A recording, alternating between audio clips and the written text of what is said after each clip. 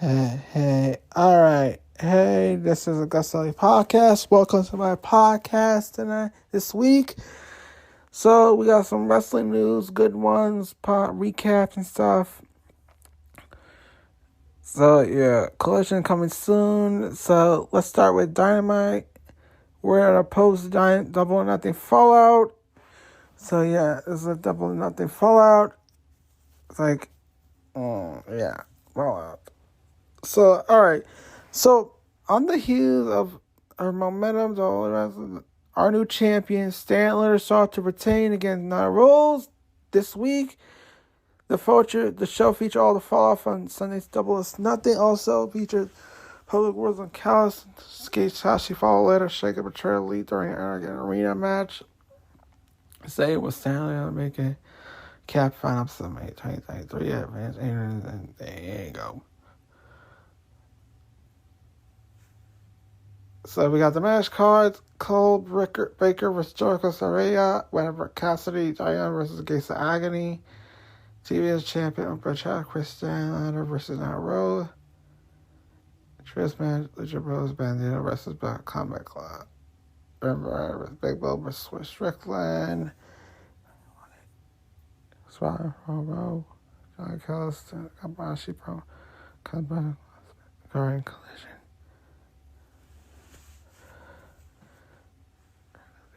Should both been there, but hold up. But the winning ways, the kick up when they show you on commentary, Dan Santos store. Deem himself at Double or Nothing, former RH Pure title holder, paid it off by brutalizing Penny Bandito. It was a statement win. One of the continued pressing the heels at Dominant Force and Company, one of the most dangerous stables in the industry. It looks set to be heating. Paolo pushing for a high-profile match at Forbidden Door on June 25th, and that's a good thing. It allows them to inch closer to credible teammates ready to enjoy a good agile path to start the show. So, yeah. Dan's ability to put on over Yuta, making amends for losing on last week's Dynamite, put on the work, getting better, pinning Mega at Double or Nothing. Bandito holding Yuta and Yuta daily for 60 seconds. The crowd count on. Yuta brutalizing Bandito barrage elbow strike for pinning with a seat belt. So yeah, we had Elite T's Good Club Gold promo and Toni comes the latest announcement. So Jay White, Juice Robinson, Bullet Club Gold may have not merged victors with Sunday's 21 Blackjack Royal, but they wasted a little time. Tony, who did AEW World Tag Team 50-yard with Doug Sauer. The ring spawned, a heel jumped on and beat down a shirt. Stars made the same issue or challenge to White, but Blade did not spawned. Episode come gold should be a great counter. So AEW World Tag Team Champion Battle and Jet Journey lead in a feud that was less about time.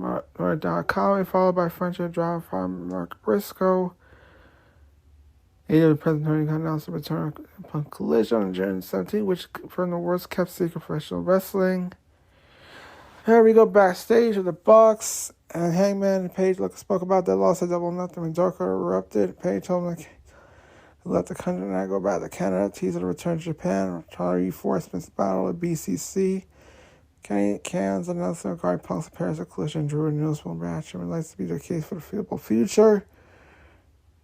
So we got Trent versus Spurs for Big Bell. Claim future revealed.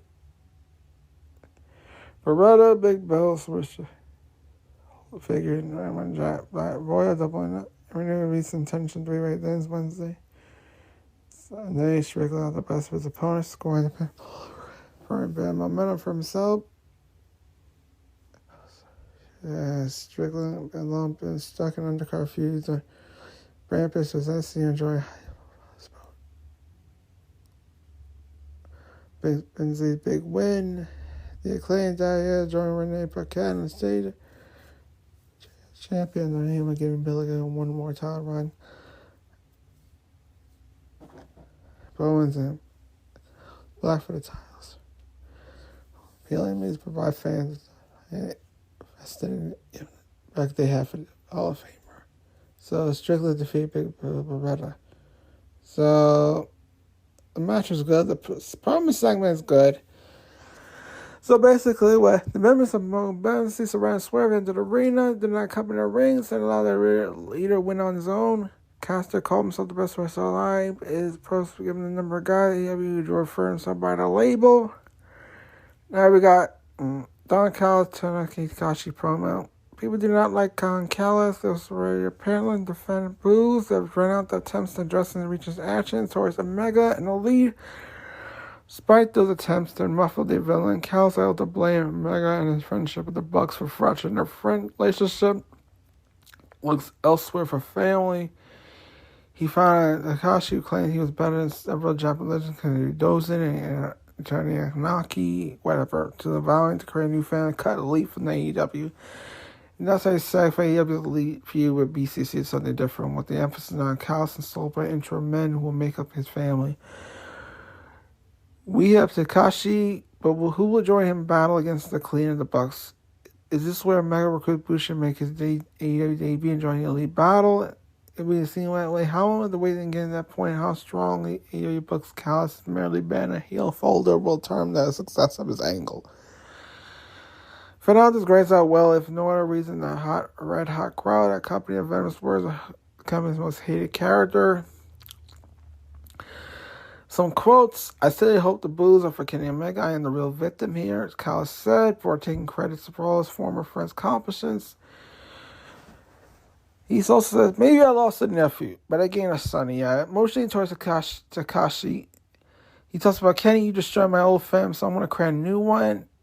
Kenny, you destroyed my old fam, so I'm going to create a new one. And my new fam's going to cut the Elite out of y'all Elite. So we got Orange Cassidy versus Darby Allin and Darby Allin versus Gates of Agony. The Gates of Agony, Leon coincide to revenge the losses working to avert National Champion Cassidy in Sunday's BJ Battle Royale by battling versus Squeeze and his partner Darby Allin tag team match. And as that Japan is for the most popular guys that here become related, Cassidy's Allin scoring repetitive victory with physical opposing heels by selling the effects of the match for Sunday night. This was a key segment where they featured Strickland and his mogul Missy Thatcher suggested out to pick on a major role in AEW television in the coming weeks. Consider how much WWE Dynamite could use to freshen up as a creative synergy that should stretch up the show while hiring a guy who should have been the focal point ages ago. Allin Cassidy defeated Gates of Agony. Khan manhandled Cassidy, sending him to the guardrail peel as the men kept control of the bout. We got Strickland, Brian Cage, Nana watched from the top of entrance ramp, taking great interest in French Squeeze's latest match. Cassidy delivered the strong stunt Don Millionaire to Khan. Allin hit the front flip powerbomb. Cover drop for a pinfall victory. As Strickland, Cage, and Nana stalked towards the ring. Sting joined the babyfaces of the ring and stood tall to close out the segment.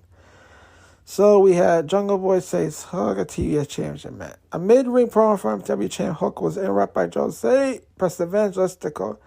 Jack Perry made the sin, clearing the ring of heroes stand by side second Jerry Cesar. When necessary, call back to Perry Hook's previous relationship. It felt like a former step down, former just repeated for the world. Sunday, after TBS champion Chris Statler defending against Rose an open challenge. Rose Owen Statler ran on the left knee, kept the challenge for a year. Now the title of Brendan molded. Comeback, one. I should find Raul women.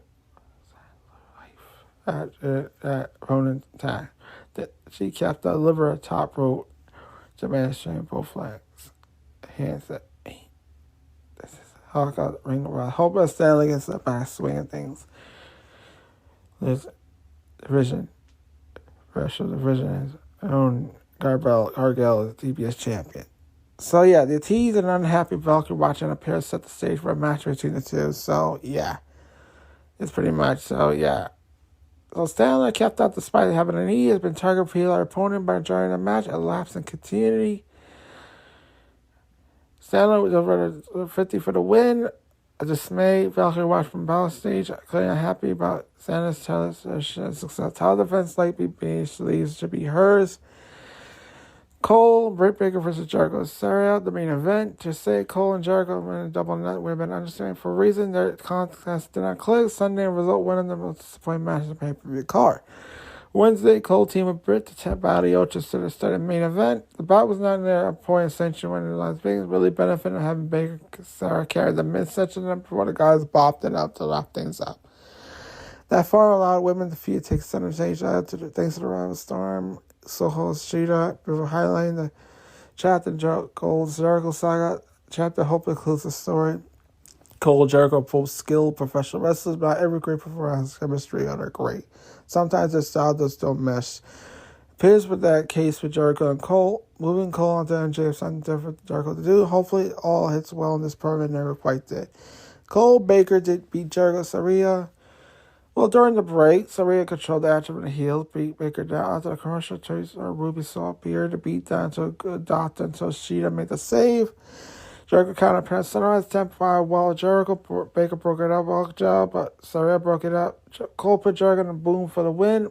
Victorious couple accelerated to close out the show. My thoughts was, while Sunday Double felt like a step back, Dynamite was a real solid show, laid the groundwork for the recent television, AEW television. The mogul MC forced a reckon with to restrict easily believably to be thrown cast next week to win the AEW International Champion. The subject cast that Shida was starting to reflect on the hatred of fans have known and should continue into the new future. But new family bears watching should probably hit that percent on AEW television overall. Sandler's return, Shida's unmument, a few with the Upstart Gold Cup goals shall all make for cheering narratives. He moves on to the ones. Syndicate Summer Resistance. Oh, Pegfell's coming back too. CM Punk is coming back. Well, it's not a perfect show, but it was above average one. The introduction of new stories, inclusion of old ones. So, yeah, this was a good Dynamite, and I want to see more of it. So, yeah, good for AEW Dynamite. So let's go to ROH. Hey, okay, let's go straight to ROH. Alright, here's ROH edition of June's. Okay, we kick off with a tag team action with the Kingdom defeating the Infantry. So basically, the Kingdom hit the proton pack on Sean Dean. Team and picked up victory for his team. But the Kingdom getting their victory back. I guess they're going to bring back their momentum. They're like the veteran team. They put over a young, new hot tag team. I think they're going to continue their feud with Top Flight when one of them healed from their injury, so I see that happening. I want the Kingdom to stay for a long time. We can see what we can do going forward. So let's play on that. We got Sky Blue defeating Trish Adora. So Sky Blue hit Skyfall Adora, won the match by pinfall. Things are going great for Sky Blue, you know. Honestly, it's doing great.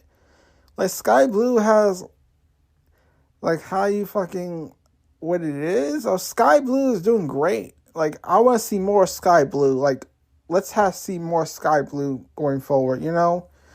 And, honestly, let's see more of that. You know? Trish Adora's good. She'll come back to ROH, so give it a shot. Alright, we got the Righteous and the Drew Grayson defeating the Dark Order. Stu Grayson hit Nightfall, Evil Uno, Vincent tagged someone to get the pin for his team. So, Evil Uno tried to reach out to Stu Grayson to follow the match, but Grayson walked away. There's some tension going on with Dark Order and the Righteous, so there's going to be something going on, so let's see what happens next. Samoa Joe, ZSG, Zack Sabre Jr. were interviewed backstage about the successful tag team last week. ZSJ said they could be Iron Boys. Two men so big about who's the better television champion. Joe is crystal clear, but what Zack Sabre Jr. said is not clear enough. Joe said two of them will have to find out. So yeah, it's what I've seen. This says Mojo and Zack Sabre Jr. will face out at the Forbidden Door, and I've seen this happening. So that's happening. So yeah. Dynamite defeated Promise Braxton. Dynamax locks in her strap jacket hold to secure victory by submission. So yeah, Dynamite's going good. she's making improvements. I want to see more Diamond going forward with Promise Braxton. Promise Braxton is still come back, so give her some time. So, yeah. We have ROH 6-man tag champion Brian Cage defeating Willie Mack. Brian Cage had Jessica Slater and Willie Mack to get the pinfall victory. This is going great for Brian Cage. He's being used very well. Willie Mack will get his win back. ROH. I think Willie Mack will get a win in the future. Like, he'll get his momentum back, but Willie Mack will eventually beat Brian Cage. Let's let this play out. So, yeah. All right. Zack Sabre Jr. defeated Rocky Romero to retain the New Japan World Television Champions. ZSJ defeated Rocky Romero by submission. It was a great matchup. Zack Sabre Jr. retained. Romero tapped out. And then even more momentum built towards the Forbidden Door match with Zack Sabre Jr. versus Samoa Joe.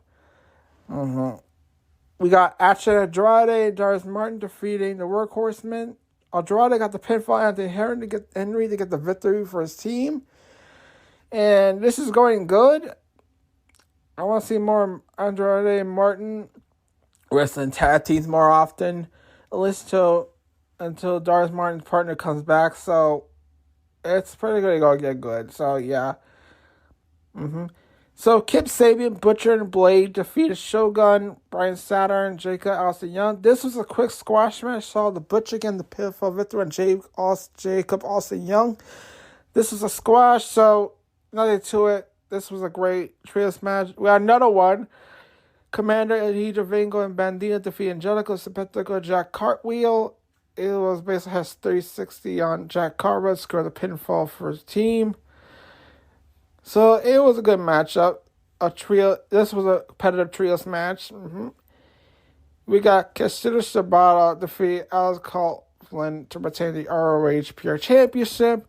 Like, Shibata hit the PK on Alex Coughlin, the reigning champion. Shibata is going to remain champion. Like, I see him, I see him facing Garcia at Forbidden Door. So that's happening. That's my opinion. Like, Garcia stuff. Okay, we got Athena defeating Kara Hogan to retain the ROH Women's World Champion. Like, during the match, like, Athena got the surprise roll by Kara Hogan to keep her championship in a great main event. This was the first ever Iron Women's match. No one noticed it. So, anyone watch ROH this week? It was an Iron Women's match. It was a main event. This is unnoticed, but it's usual. So apparently, then Kira Hogan attacked Athena following the match on ringside. Two women had separated, or ROH goes off the air. So, this is going to get more intense, the feud. So, yeah. So, I think ROH was a great episode, in my opinion. ROH was a great episode. So, yeah, it was a great episode of ROH, in my opinion. So, yeah. Now let's go straight to Rampage. Hello, now we'll go straight to Rampage. And here's the lineup for the Rampage.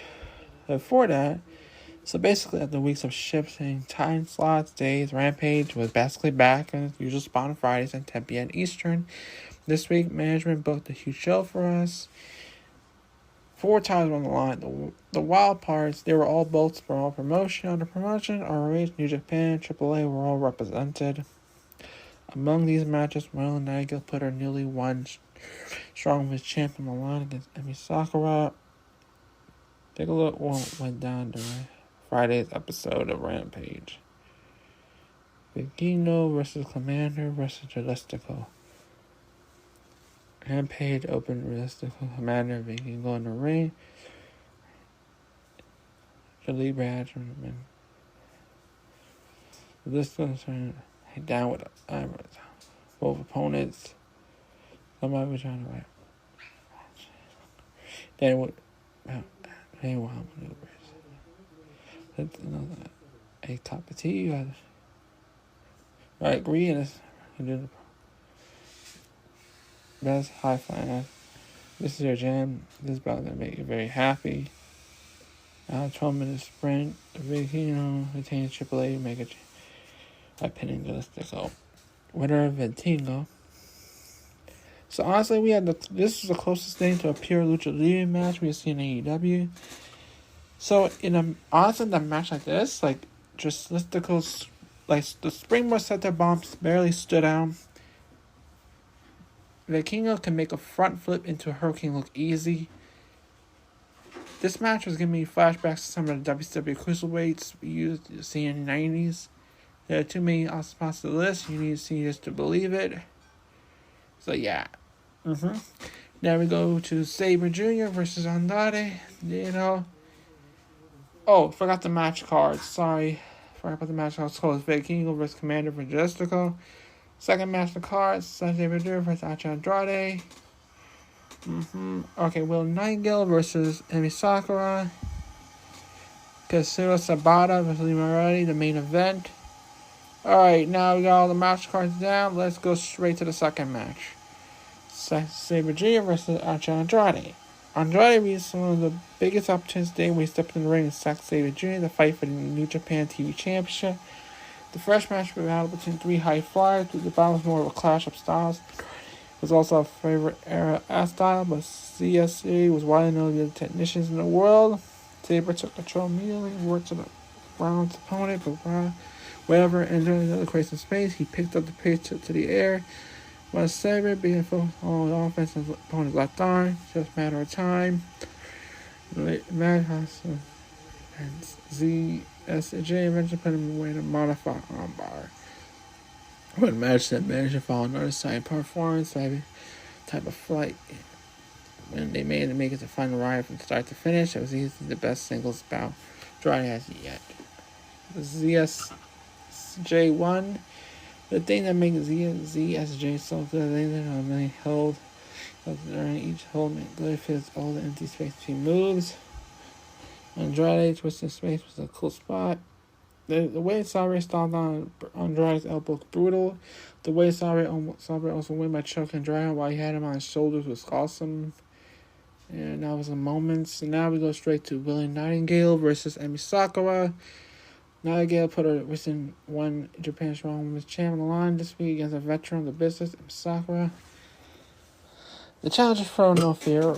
Went right after the champion. Willie Nightingale was ready for her. She brushed up on her core while delivering toss to the body. Will had a nice skin size, power advantage. Second, never felt like an underdog. Her experience style allowed her to be aggressive more once during the bout. And honestly, before I'm going to say this, viewing AEW shows are pretty much fun. Okay, back to it. You got a decent amount of time, which is rare for a third match on the Rampage, where AEW books for bouts on Rampage. Third tends to be short on the outright squash. The women were given 2 full segments to work, so they had plenty of time to make this feel competitive. Unlike the previous 2 contests, there was no aerial fence. This one, both women favored a hard-hitting style, so we got more strikes, slammed, than anything else. After a enjoyable back and forth, Willow retained her title with a massive powerbomb. Alright, Will Nightingale won. Alright, notable observations. Let's talk. Hearing Riccaboni, Caprice Coleman rapping to Will become more common on ROH. It feels weird to hear music and I hear one of them rapping. Sakura needs to bring back Freddie Mercury look. It's always kind of fun when she wear her jumpsuit and fake mustache. Willow's underrated striker. Her chops looks sound painful. Willow's pouncing is pretty, but it's only convincing what matters. The main event. Shibata versus Lee Moriarty. Shibata hasn't appeared much since championship with a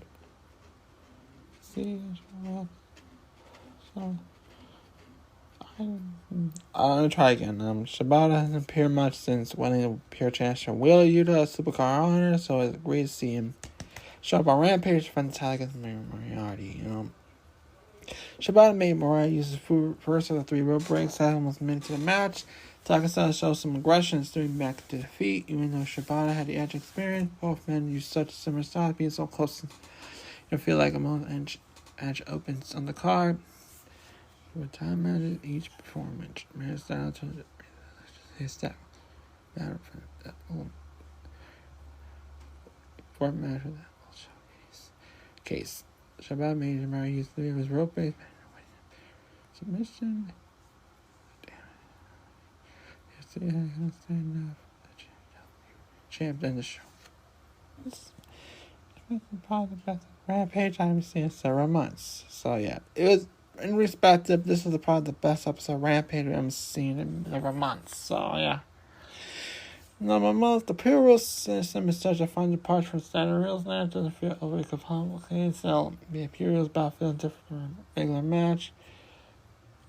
J. Wimmer, Daniels, and Jerry Lancer are judges. Shabazz introduced this hit differently. Simplicity of his presentation is part of his charm. That's cool. So,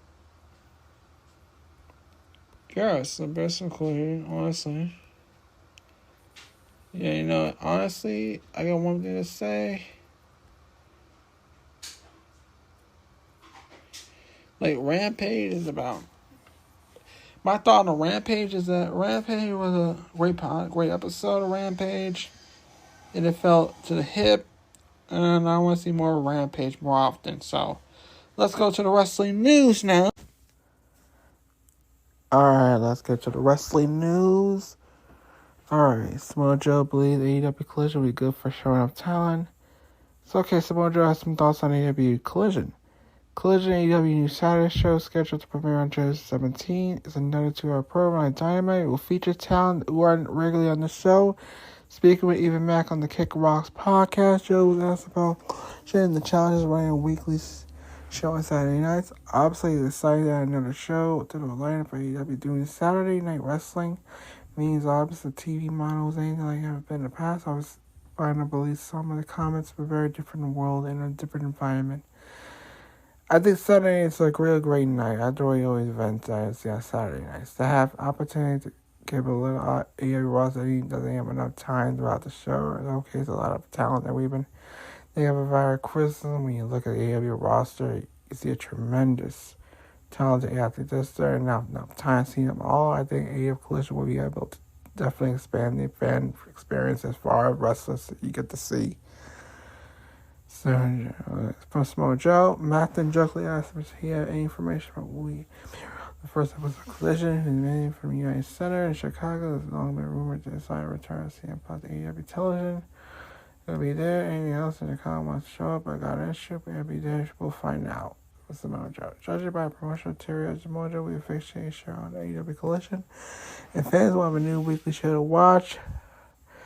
Will OSPREAY... Alright, next news. Will OSPREAY confident extending deal with New Japan? Doesn't want to live in America.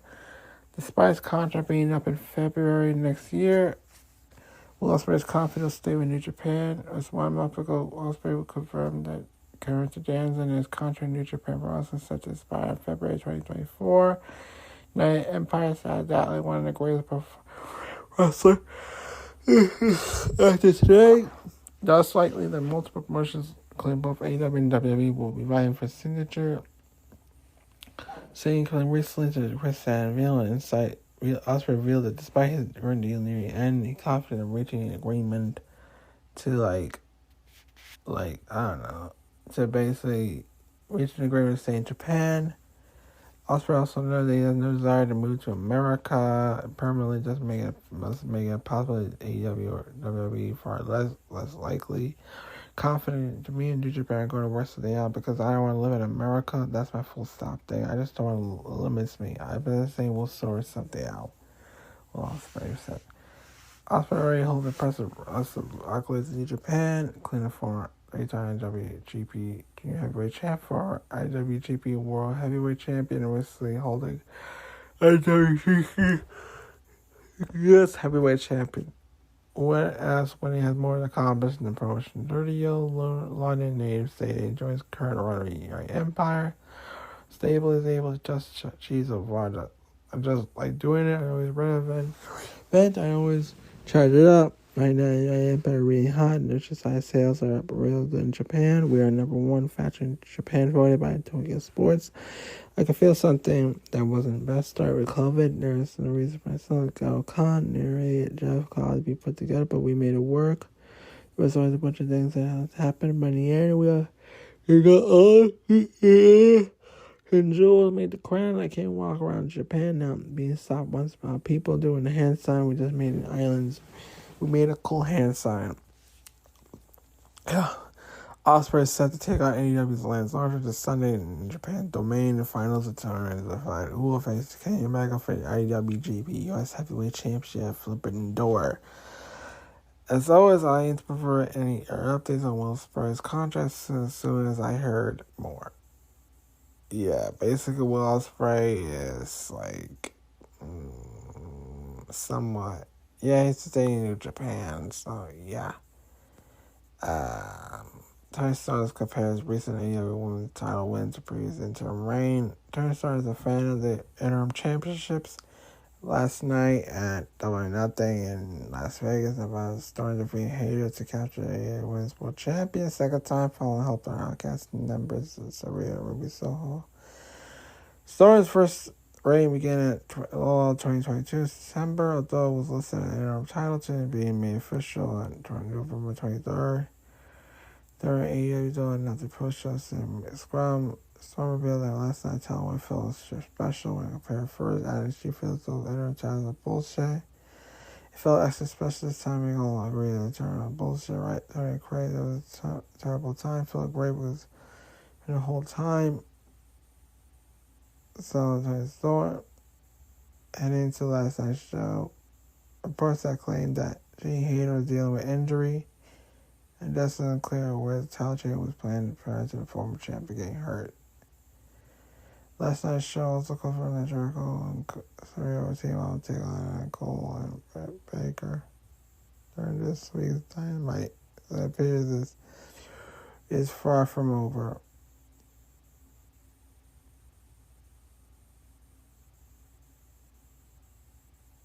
Yeah, pretty much. So, Tony Storm, this is her second reign. This is another chance to redeem. So, it's what it is. So, yeah. Okay, Bryan Danielson comments on contributing to AEW Collision Creative. Danielson's disposition when it comes to creative. She was reported 5% that Danielson was set to role and contribute to creative plans for AEW's new Saturday show Collision. These reports confirmed Tony Khan during the meet event for the show has announced air how much influence Ryan Jan will have over Collision creative plans. During AEW's scrum, Danielson confirmed a regular spoken Khan passed about the ideas. Ryan wanted to explain that he finally discussed wrestling with Tony as to shut her well. I love working with Tony Khan and work with AEW a lot of fun because sometimes Tony and I will talk on the phone for an hour and 2 hours. We'll talk about things wrestling. Right there. Yeah, some ideas of wrestling. Something he said things to me like, "Oh God, great idea." We fight each other very well. When we do it, it's feel like work. When you love wrestling, stuff like it's fun. So yeah, Ryan Danielson. On top of it, saying a direction of a Collision, Ryan Reigns one of the top ring talents on the company's roster. Well, recently he's still alongside his Blackpool Comic Club, still meets defeating the Elite during Anarchy in the Arena. As always, I'll aim to provide any updates on Bryan Danielson's role. When it comes to Collision creative plans, they hear more. So yeah, Bryan Danielson is part of a creative role in Collision. Third comp, Brian taught, so it's not that bad. And yeah, it's what it is. So good for Bryan Danielson, good for wrestling, and yeah. All right. Tony Khan talks about having tossed with Goldberg now. Tony Khan confirms he had regular contact with Goldberg a few months ago. It was part by Fight Select that Goldberg was free agent. If his 60-year-old contract expired at the end of 2022, he was quickly aligned with linked to Tony Khan. Since he had paid attention to Goldberg's free agency, with multiple rumors swirling about the future of former USA champion, Universal Champion. Tony Khan has asked where he expected Bill Goldberg during AEW and one of the post-scrum meetings for an AEW owner confirming he had. Yeah, I talked to Bill. it would have been unusual. I talked to Bill when he was under contract time. I had a good relationship with Bill. He had a good conversation with him. I had great conversations with Bill. His fan, great things in Jacksonville. He's related to the Wilkerson family. Built the Wilkerson Children's Hospital in Jacksonville. Bill is a great former football player. I worked in football. It's a big part of my life. We have a lot in common. We have mutual friends. I share with Bill. I liked him. When I talked about, I would say just between two, I was a good shot. I like Bill a lot. He's a great guy. What Goldberg plans to do next remains to be seen. He previously mentioned potential of Forest City World Tour in order to close his career on his own terms. So, as always, I am going to aim to provide any updates on Goldberg, his future, as we hear more. Yeah, Goldberg will... Toni and Goldberg did talk, so something's going to happen with Goldberg and AEW this year or next year. Probably this year because of his retirement, Goldberg's retirement. Alright, Siobhan AEW contract expired in April 2024.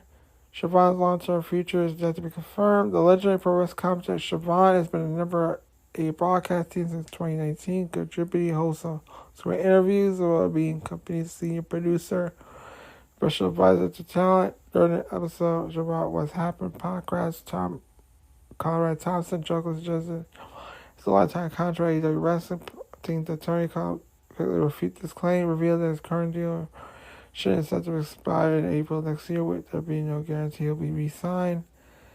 That's a fucking lie. Unless my life ends by the April of next year, there's no guarantee they're going to re-sign me. There's no guarantee that. That's how I approach life.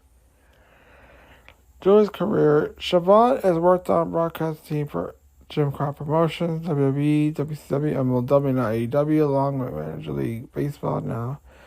Trinidad Brave and Stripers and Georgia Bulldogs football. As always, to provide updates on Siobhan's contract status, we hear more. So yeah, Siobhan's not going anywhere, but not until next year. But think about that, like Siobhan's the voice of AEW. So what will happen if he leaves? So that's gonna be an issue for next year to think about. So All right, next thing is Alexa Bliss reveals WWE extended her contract. WWE has renewed Bliss's contract. Bliss revealed her husband expected a child due in December in the messenger. Bliss talks about how she found she was pregnant, revealed that WWE extended her contract. I was preparing right to the ring, and I was having bad cramping. I thought I was weird, so I took a test, and I was shit. Since losing to Bianca Belair at Royal Rumble, Bliss has been absent from WWE television. She has been break where she appeared on Masked Singer, also undergo a procedure to remove skin cancer. WWE gave me time off for the Masked Singer that kind of dive and experience rehearsal vocals and all that stuff. Storyline-wise, I was on TV anyway. So it really kind of worked out perfectly. WWE said that contract says project is to come back ready, probably a month after the baby. Also, probably getting back to the gym, getting ready to see what my return looks like. So, Bliss returns to WT as a part, of course, as policy, but she has a big star with the women's division. These certain should be graded positively with typically when he return does he return. So, yeah. Like Bliss will make a return like after she gives birth to the baby, like a month after December. So yeah, she'll be in time for 2024. So yeah.